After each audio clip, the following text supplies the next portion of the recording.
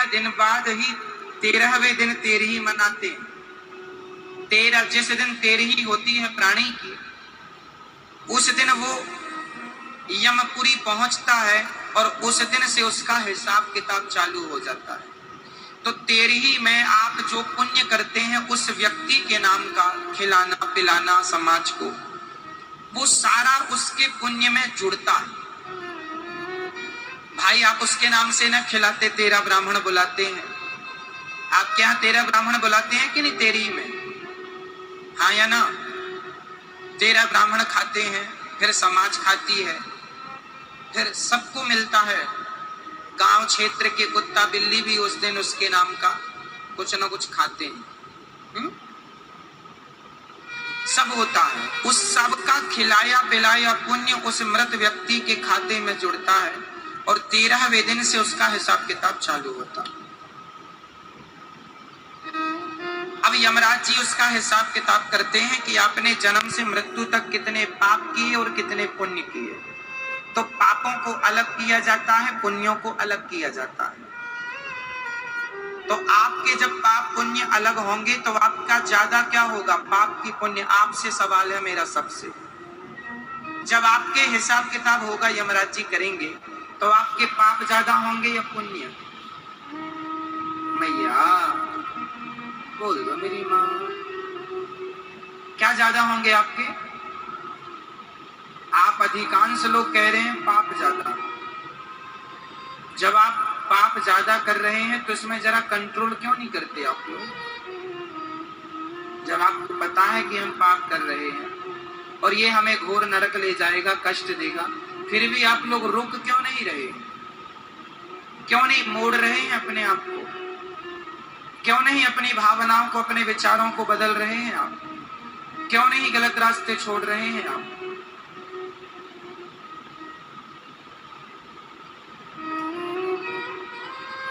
चलो यमराज जी ने हमारा हिसाब किताब किया, हमारे पाप अलग किए पुण्य अलग किए, तो हमारे पाप निकले हैं 5 किलो। पाप कितने निकले? 5 किलो। किसी का कम ज्यादा भी होगा, हम तो एक गणित बता रहे हैं छोटी सी समझाने के लिए।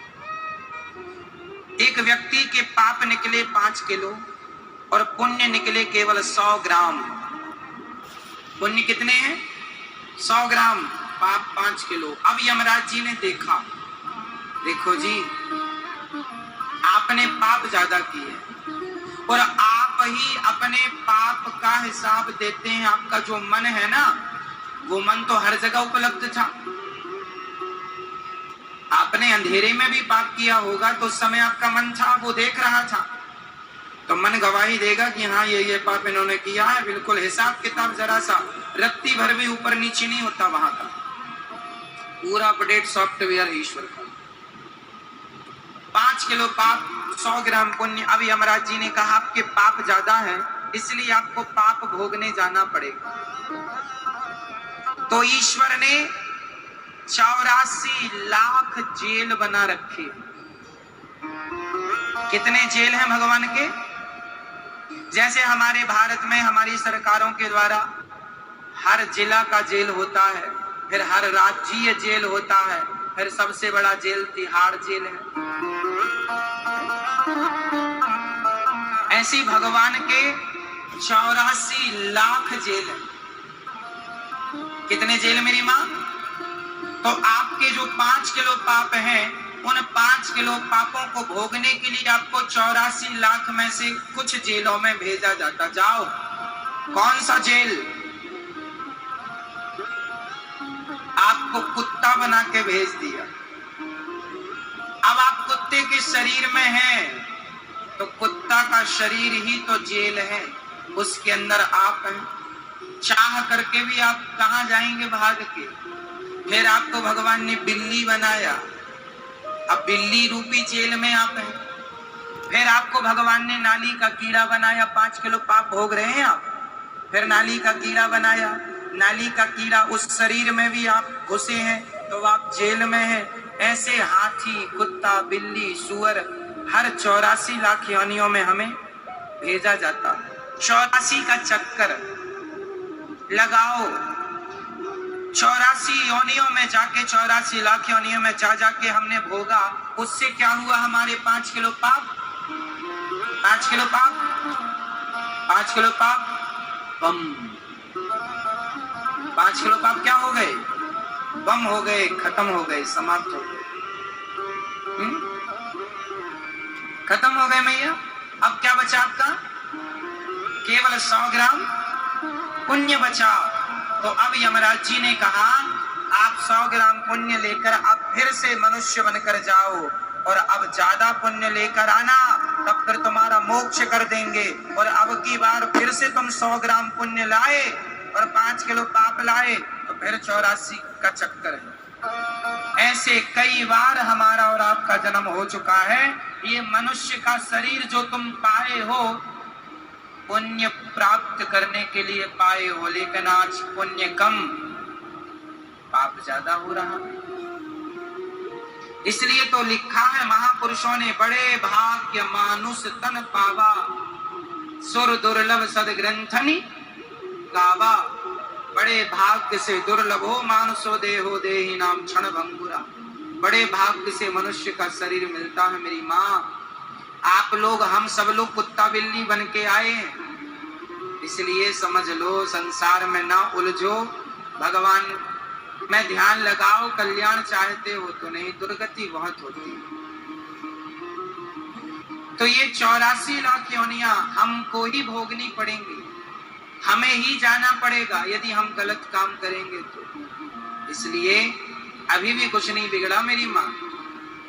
सुनो, एक पिता ने अपने बेटे को 100 रुपए देकर बाजार भेजा। बहुत अच्छी बात सुना रहा हूं, सुनिएगा मैया, ओ मेरी माँ सुनो। एक पिता ने अपने बेटे को 100 रुपए दिया और कहा जाओ बेटा, मौसमी फल आ गए हैं बाजार में, जरा ताजे ताजे फल लेकर आओ।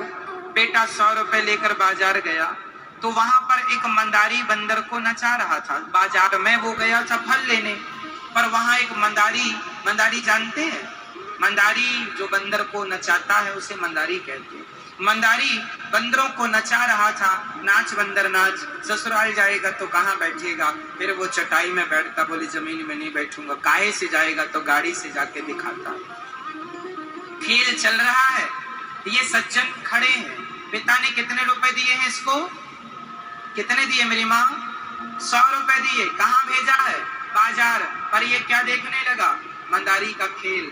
और खेल में इतना मस्त हो गया कि मंदारी ने खेल पूरा करके बंदर ने सबको कटोरा लेकर मांगना शुरू किया। तो ये इतना भाव में आ गया कि उसने पूरे 100 रुपए उस मंदारी को, उस बंदर को दे दिए। और जब मंदारी गया तो उसे याद आया कि मेरे पिता ने मुझे बाजार भेजा था।